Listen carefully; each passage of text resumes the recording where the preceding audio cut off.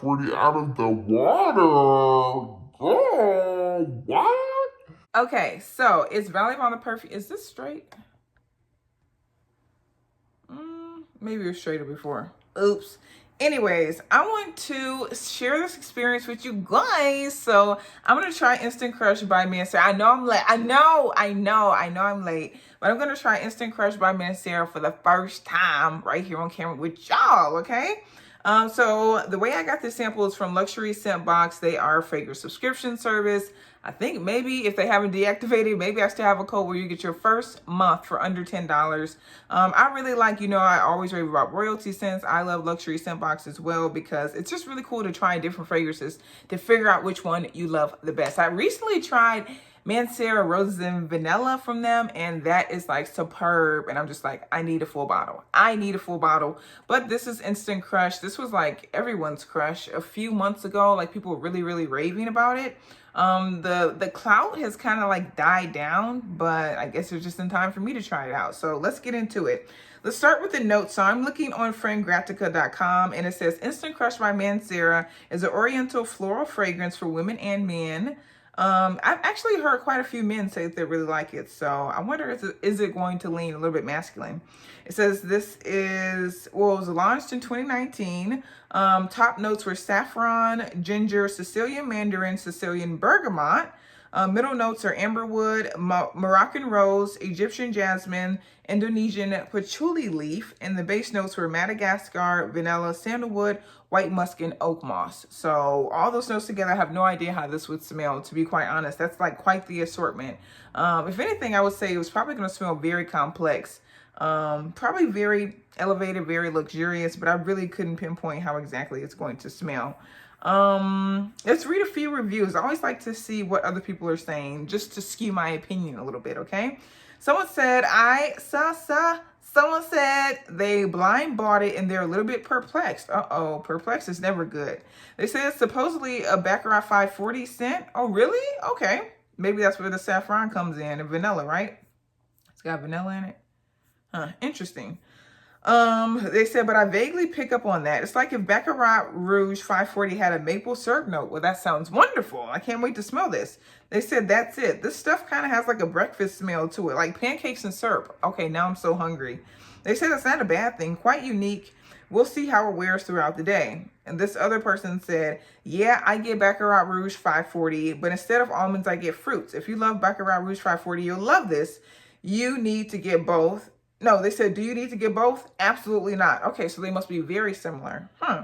They say even though they both go in their own way, it's not worth owning both, in my opinion. Okay, so I guess like the same kind of like DNA to where if you have one in your collection, you really don't need both. I'm going to read one more and we're going to get into smelling. So this person says, so I've been on a little journey to find the best dupe for Baccarat Rouge 540. I've tried a couple of fragrances. I've had my eye on a few, with one of them being Instant Crush from the House of Mancera. I've owned this fragrance for about a week, and I think it's safe to say that this blows 540 out of the water. Girl, what?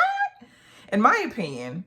Now, I don't want to discredit 540 because it's still an amazing fragrance, but let me explain how Instant Crush takes the DNA and creates a lane of its own. Now, right off the back, they said they get a warm bed of vanilla, ginger, saffron. You definitely get that 540 DNA, but with a spicy sweetness.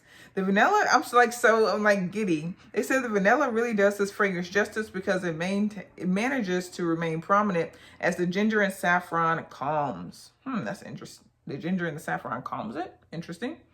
It said in about 2 hours, the amberwood and the sandalwood accompany the vanilla and give off a slight cinnamon accord, even though cinnamon is not listed as a note, but it's not strong. To my surprise, the citrus and floral notes are well blended and can't really be detected, at least not to my nose. As this fragrance dries down, I'm left with earthy notes. Gross. I can't stand earthy notes. It's earthy means dirty in fragrances. They said they're left with earthy tones, woods, ambers, and a hint of vanilla. Instant Crush is to be valued as a unique scent because it has so much to offer than just being a dupe. But at the same time, if you're looking for that 540 DNA, then your expectations would be succeeded. And they said that it lasts a really, really long time. Great performance, great sillage. So let's just get to smelling at this point. Come hither. I'm trying to make sure I don't have any like prominent fragrance in that area.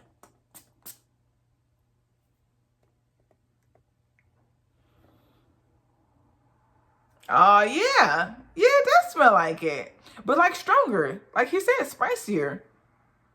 I'm getting more of like the oak moss. I'm getting the same kind of oak moss that I think is like in a Chloe Nomad.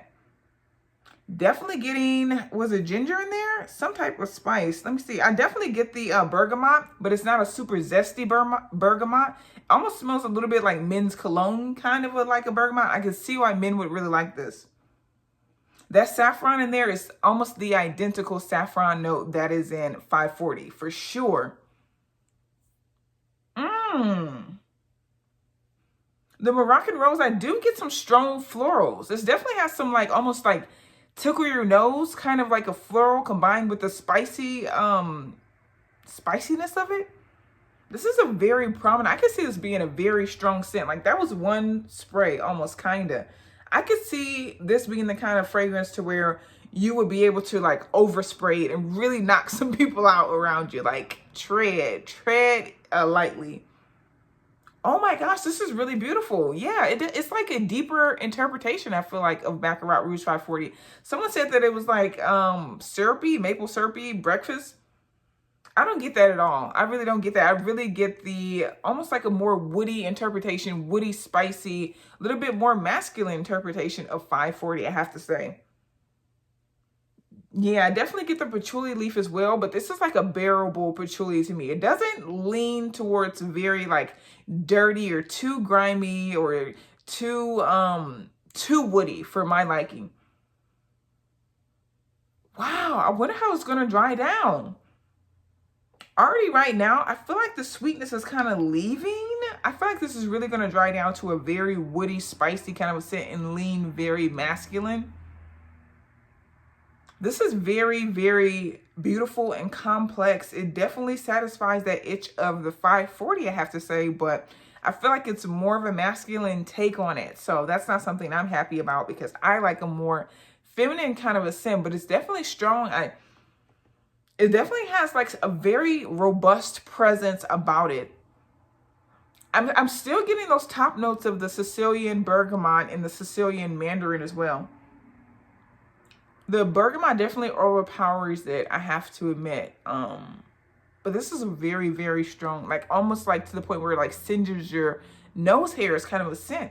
I do like it, and I agree you don't need to own both. It just depends on like if you want the male take or if you want the female take. Baccarat Rouge is the more feminine side of it. I feel like they've definitely played up a little bit more of like the sweetness, the candied, almost burnt sugar kind of a sweetness that Baccarat Rouge 540 possesses. I don't feel like that's present in this kind of a scent.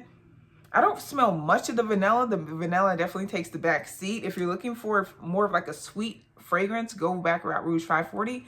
This one is definitely more of like the woody, sandalwood, oak moss, amberwood, Sicilian bergamot, saffron, and Moroccan rose, but like patchouli, those types of, the concoction of like a spicy, floral, very woody kind of a scent. Very much so misses the sweetness, I feel like, of 540. So yeah, I like it though. This is interesting. I agree, you don't need both though. I agree. It is a nice dupe though. I feel like you could just like get this one and then put Pink Sugar by Aquilina on top of it. I actually want to try that and see if that works. Maybe I'll try it. Check me out on TikTok, on Instagram, or follow me, or like this video, comment or something. Let me know if you want me to do that, to let you know if it'll get a little bit closer. But yeah, that's really interesting. At this point, I've tried so many freaking dupes. Like, wow, 540 is like that girl. But yeah, I do like it. This is like very, not, well, this was very climatic, right? Is that like, you know, I don't know. Anyways, do enjoy it. Really cool fragrance. Does smell like 540, but a little bit more masculine than what I usually go for. But I think it's going to be really good for fall, winter, because it definitely has the edge and the performance to be able to cut through some really, really cold weather.